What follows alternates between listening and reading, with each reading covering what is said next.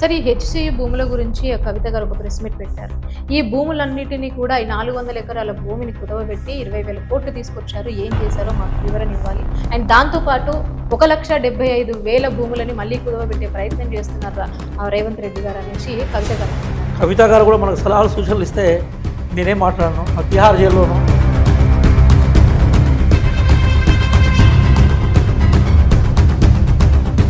ఆమె కూడా మాకు రీతులు చెప్తుంది వినడానికి కూడా సిద్ధంగానే.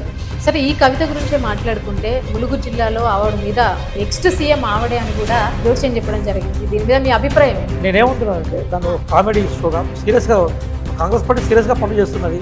సీరియస్గా మా సంబంధించిన యంత్రాంగం నడుస్తున్నది. ఇప్పుడు సినిమా సీరియస్గా ఉండదు కదా, ఇప్పుడు రాజకీయాలు ఎప్పుడు సీరియస్ ఉంటుంది కాబట్టి కామెడీ పీస్లు కొన్ని కామెడీ సీన్స్ కూడా ఉండాలి కదా. తెలంగాణలో వాళ్ళకి అవకాశం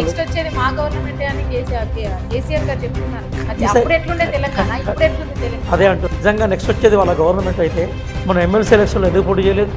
నెక్స్ట్ వచ్చేది వాళ్ళ గవర్నమెంట్ అయితే ఎంపీ ఎలక్షన్స్లో డిపాజిట్ రాలేదు కదా. మౌనిక గారు ఎంపీ ఎలక్షన్ డిపాజిట్ రాలేదు. మామూలు కొడితే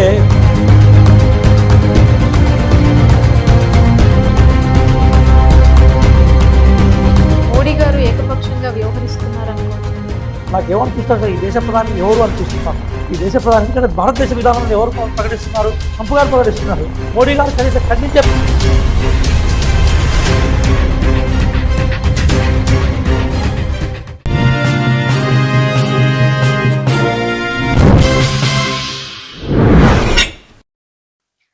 నమస్తే, వెల్కమ్ టు సోషల్ పోస్ట్. నేను మౌనిక. ప్రస్తుతం మనతో ఒక స్పెషల్ గెస్ట్ ఉన్నారు. ప్రస్తుత రాజకీయాల గురించి విశ్లేషించడానికి మనతో పాటు గ్రంథాలయాల సంస్థ చైర్మన్ డాక్టర్ రియాజ్ గారు ఉన్నారు. ఆయనతో మాట్లాడదాం. సార్ నమస్కారం. నమస్కారం అండి. హెచ్సియు భూముల వివాదం గురించి సుప్రీంకోర్టు సీరియస్ అయినట్టుగా తెలుస్తోంది సార్.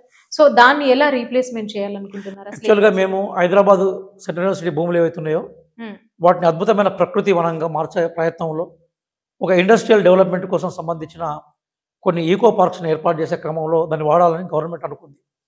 కానీ ప్రతిపక్షాలు దాన్ని విపరీతంగా నెగిటివ్గా ప్రచారం చేసి గవర్నమెంట్ బద్నాం చేసే ప్రయత్నం చేశాయి. సుప్రీంకోర్టు దృష్టికి పోయినప్పుడు పర్యావరణాన్ని రక్షించాలన్న తపన ఈరోజు దేశవ్యాప్తంగా ఉంది కాబట్టి సుప్రీంకోర్టు కూడా దాన్ని బాధ్యతగా స్వీకరించింది కాబట్టి కొన్ని సూచనలు చేసింది. సూచనలు పాటిస్తాం మేము. ఎందుకంటే భారతదేశంలో తెలంగాణ ఒక రాష్ట్రం. సుప్రీంకోర్టు కోర్టు వ్యవస్థ పట్ల కాంగ్రెస్ పార్టీకి మా ప్రభుత్వానికి బేసికల్గా బాధ్యత ఉంది. వాళ్ళు చెప్పిన విధంగానే మేము పోతాం. సుప్రీంకోర్టు తీర్పును మేము ఎక్కడ ఉల్లంఘిస్తామని ఛాలెంజ్ చేస్తామని చెప్పట్లేదు. సుప్రీంకోర్టు తీర్పును గౌరవిస్తాం. అదే సందర్భంలో మేము ఏ ఉద్దేశంతో ఆ భూములను ఉపయోగించుకోవాలనే విషయంలో సుప్రీంకోర్టుకి నివేదించి సుప్రీంకోర్టుకి నిజాలు చెప్పే ప్రయత్నంలో కూడా మేము వెనకాడం. సరే ఈ హెచ్సియు భూముల గురించి కవిత గారు ఒక ప్రెస్ మీట్ పెట్టారు. ఈ భూములన్నిటినీ కూడా ఈ 400 ఎకరాల భూమిని కుదవబెట్టి 20,000 కోట్లు తీసుకొచ్చారు. ఏం చేశారో మాకు వివరణ ఇవ్వాలి. అండ్ దాంతో పాటు 1,75,000 భూములని మళ్ళీ కుదవబెట్టే ప్రయత్నం చేస్తున్నారు రేవంత్ రెడ్డి గారు అనేసి కవిత గారు అంటున్నారు. కవిత గారి గురించి ఎంత తక్కువ మాట్లాడితే ఎంత మంచిదేమోనమ్మా. కవిత గారు కూడా మనకు సలహాలు సూచనలు ఇస్తే నేనేం మాట్లాడను. తిహార్ జైల్లోనూ లిక్కర్ స్కామ్ మీద ఇవాళ తమిళనాడులో రైడింగ్స్ అయినాయి. పాపం కవిత గారు ఇవాళ నిద్రపోద్దో లేదో నాకు తెలియదు.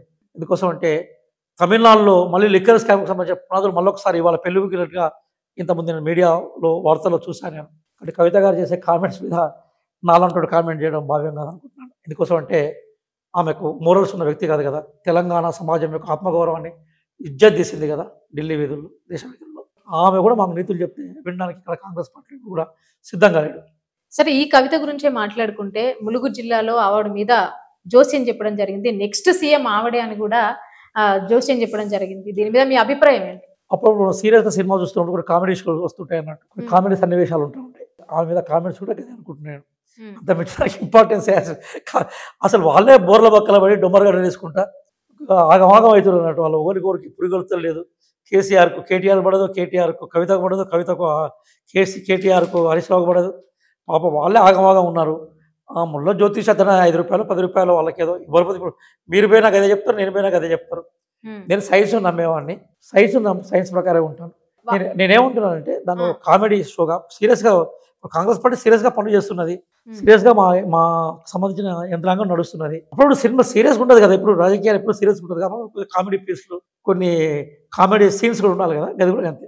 అంటే వాళ్ళ ఫ్యామిలీలో అసలు ఏం జరుగుతుంది అనుకోవచ్చు? వాళ్ళని అడిగితే బాగుంటుందేమో. మాకన్నా ఏం జరిగినా కూడా వాళ్ళు డొమ్మరగడ్డలు వేసినా తలకిందులు నడిచిన నెక్స్ట్ వచ్చేది మా తెలంగాణలో గవర్నమెంటే మేము అని తెలంగాణలో వాళ్ళకి అవకాశం నెక్స్ట్ వచ్చేది మా గవర్నమెంటే అని కేసీఆర్ గారు చెప్తున్నారు కదా. అది కనీస- అప్పుడు ఎట్లుండే తెలంగాణ, క- ఇప్పుడు ఎట్లుంది తెలంగాణ? అదే అంటున్నాను, కనీస ఇంగిత జ్ఞానం ఉండాలి, కనీస రాజకీయ జ్ఞానం ఉండాలి.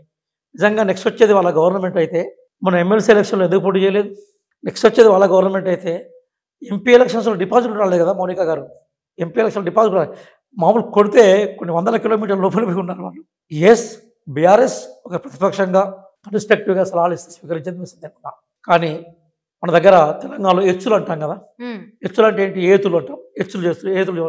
ఇప్పుడు వాళ్ళు ఎన్ని ఏతులు చెప్పుకున్నా, ఎచ్చులు చెప్పుకున్నా తుపాకీ రాముడు అంటే ఎవరని ఈరోజు తెలంగాణ ప్రజలు ఎవరినన్నా కూడా చెప్తారు. తెలంగాణ ప్రజలు ఎవరి పేరు చెప్తారో నీకు తెలుసు, నాకు తెలుసు. ఓకే, ఎచ్చులు ఏతులని మీరు అంటున్నారు. నెక్స్ట్ బీఆర్ఎస్ కాంగ్రెస్ లో విలీనం జరుగుతుంది, నెక్స్ట్ సీఎం కేసీఆర్ అని ప్రతిపక్షాలు ఆరోపిస్తున్నాయి. చాలా మంది అంటున్నారు రాహుల్ గాంధీ గారితో కేసీఆర్ భేటీ అయ్యారు అనే ఒక చర్చ కూడా నడుస్తుంది. ఆ ఫోటోలు ఉంటే బయట పెట్టుకోండి రాదు. ఎవరో స్థాయి లేని వ్యక్తి మాజీ ఎమ్మెల్యే మాట్లాడితే నా కంఠశోష ఎందుకు ఆయన ఎక్స్ప్లెయిన్ చేయాలి? ఈ మధ్య ఏమైందంటే మౌని గారు, అంటే నేను ఆనెస్ట్గా చెప్తున్నాను, కొంతమంది ఒకరోజు టీవీలో కనబడకుంటే, వాళ్ళ పేర్లు పత్రికల్లో రాయకుంటే, ఇవాళ ఆ రోజు జనాభా లెక్క నుంచి లేవనుకుంటున్నారు. మా దగ్గర ఊళ్ళల్లో ఉంటారు, ఏమంటారంటే పాపం ఓటు వేయకుంటే, అంటే ఓటర్ లిస్ట్ వాళ్ళ పేరు లేకుంటే ఎంత బాధపడుతుంటారంటే, మేము జనాభా లెక్కలు లేవా, మాకు ఓటు హక్కు లేదని బాధపడుతుంటారు. వాళ్ళు నిజమైన ప్రజాస్వామ్య నిర్మాతలు, సెల్యూట్ దేవు. కానీ ఇటీవల కాలంలో కొంతమంది రాజకీయ నాయకుల వేషంలో వచ్చి వాళ్ళ ఒకరోజు వాళ్ళకి టీవీ ఇంటర్వ్యూ లేకున్నా, టీవీ షో లేకున్నా, టీవీ వాళ్ళు పిలవకున్నా, పేపర్ వాళ్ళ పేరు రాకున్నా కూడా ఆగమాగం అయిపోతుంటారు. అట్లాంటి బాపాదేవుల్లో ఎవరు ఆ మాట మాట్లాడితే ఎందుకు మనం దాని మీద కామెంట్ చేయడం, జోగా చూసుకొని వాళ్ళు పెట్టాలంతే. మోడీ గారు ఏకపక్షంగా వ్యవహరిస్తున్నారు అనుకోవచ్చా అండి?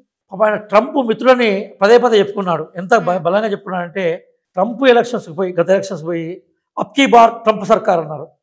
జనం ట్రంప్ని అవతల పారేసి బిడెన్ని పట్టుకొచ్చుకున్నారు. ఏ రాజకీయ నేత అయినా, ఏ దేశాధినేత అయినా, ప్రధానంగా దేశాధినేత వేరే దేశం పోయి ఈయన ఎన్నుకోమని చెప్పిన సందర్భాలు అనేవి ప్రపంచ దౌత్య విధానాలకు అనుకూలంగా ఉంటాయా? మోడీ ఆ స్టెప్ దాటిపోయినాడు. కానీ ఈరోజు గమ్మత్ ఏంటంటే, ఆ ట్రంప్ మోడీ గారి నెత్తి మీద 5-6 ముటికాయలు వేశాడు. ఒకటి, సీజ్ ఫైర్ని ఆయనే ప్రకటించాడు.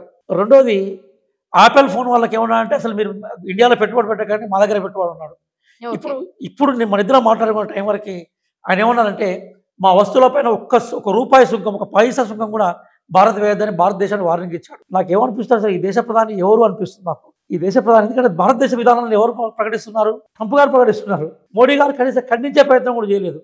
పాపం మోడీ గారు తన పాత స్నేహితుడు, లేదా ఇప్పుడు పాత స్నేహితుడు ఎందుకు అంటున్నానంటే, నిజంగా ఆయన నిజమైన స్నేహితుడు అయితే మోడీ గారిని అడిగి ప్రకటించేవాడు, మోడీ ద్వారా చేసేవాడు. కాబట్టి ఈరోజు అంతర్జాతీయ సమాజంలో భారతదేశం యొక్క గొప్ప ఆత్మగౌరవాన్ని, విదేశీ వ్యవహారాల గొప్ప ఔన్నత్యాన్ని మోడీ గారు పూర్తిగా దెబ్బతీశారు. అదే 71 వార్లో నిక్సన్ ఎదురుగా అమెరికాలో గర్జించింది Indira Gandhi. Mister Nixon, don't interfere in our internal affairs అని చెప్పింది. That is Indira Gandhi. అలాగే నెహ్రూ గారు అంతర్జాతీయ వ్యవహారాల్లో అడిగిన విధానాన్ని ప్రవేశపెట్టి ప్రపంచ నాయకుడిగా మారాడు. మన్మోహన్ సింగ్ గారు అమెరికాకు వార్నింగ్ ఇచ్చాడు. అమెరికా యొక్క వస్తువులకి ఎగుమతి రెస్ట్రిక్షన్ పెట్టాడు. మోడీ గారు చాలా భయంకరంగా సరెండర్ అయినాడు. ఈరోజు ఇంకా గమ్మదైన విషయం ఏంటంటే, భారతదేశ విధానాన్ని ట్రంప్ అనౌన్స్ చేస్తున్నారు. ఈ ఆపరేషన్ సింధూర్ ద్వారా మోడీ దొంగతనం బయటపడింది అనుకోవచ్చు. దొంగతనం అని నేను అన్నాను, కానీ బలహీనతగా అంటాను. మనం గొప్ప వాళ్ళ పెద్దవాళ్ళ గురించి మాట్లాడుతున్నప్పుడు భాష కూడా మనకు కంట్రోల్లో ఉండాలి. మోడీ ఎంత బలహీన అంతర్జాతీయ సమాజానికి అర్థమైంది. భారత సైన్యం బలమైంది. మళ్ళీ నేను చెప్తున్నాను, భారత సైన్యం బలమైనది, భారత ప్రధాని బలహీనుడు. భారత సైన్యం బలమైందే, ఇప్పటి నుంచి కాదు, భారత సైన్యం నిర్మించబడే నుంచి బలమైనదే. ఆ బలమైన సైన్యాన్ని సరైన దిశలో చూపెట్టడంలో మోడీ గారు భయపడిపోయారు. సార్, చాలా మంది మహిళలు ఆరోపిస్తుంది ఏంటంటే, మహిళలకు అన్యాయం జరుగుతుంది, మహిళల అన్యాయం గురించి ప్రభుత్వం పట్టించుకోవట్లేదు అని గాంధీ భవన్లో ధర్నా చేస్తున్నారు. సామాజిక అంశాల్లో కానీ, ఆర్థిక అంశాల్లో కానీ, రాజకీయ అంశాల్లో కానీ మహిళలకు న్యాయం జరగాలి. మహిళలకు న్యాయం జరగాలనేది మేము కోరుకుంటున్నాం. అదే సందర్భంలో కాంగ్రెస్ పార్టీ మాత్రమే మహిళలకు న్యాయం చేయగలుగుతుంది. ఇందిరాగాంధీ గారిని దేశ ప్రధానమంత్రి చేశారు. అమెరికా మనకన్నా ముందుగాల 1776లో స్వాతంత్ర ప్రకటన చేసుకున్నది. 100 ఏళ్ల ముందుగాల, దాదాపుగా మనకన్నా ముందుగాల స్వాతంత్ర ప్రకటన చేసింది. అమెరికా ఒక లేడీ ప్రెసిడెంట్ కాలేదు, మనకు అనేక మంది లేడీ ప్రెసిడెంట్స్ అయినారు, లేడీ ప్రైమ్ మినిస్టర్ అయింది. కాబట్టి మహిళలకు అయినా ఇంకా సాధించాలి. మహిళలకు న్యాయం చేసే క్రమంలో కాంగ్రెస్ పార్టీ ముందుంటుంది. అదే సందర్భంలో కేవలం ఒకరిద్దరు వ్యక్తులకు వాళ్ళు కోరుకున్న విధంగా పదవులు రావాలని కోరుకోవడం ఏదైతే సరైనది కాదు. పార్టీలో పనిచేసే మహిళలైనా, పురుషులైనా, ఏ వర్గాల వారైనా వాళ్ళకి ఏదైనా కావాలనుకున్నప్పుడు పార్టీ ఇంటర్నల్ వేదికలు ఉంటాయి, పార్టీ ఇంటర్నల్ మీటింగ్స్ ఉంటాయి. అక్కడే చెప్పాలి తప్ప పార్టీకి వ్యతిరేకంగా బేసికల్గా మాట్లాడితే పార్టీ క్రమశిక్షణకు గురవుతారు.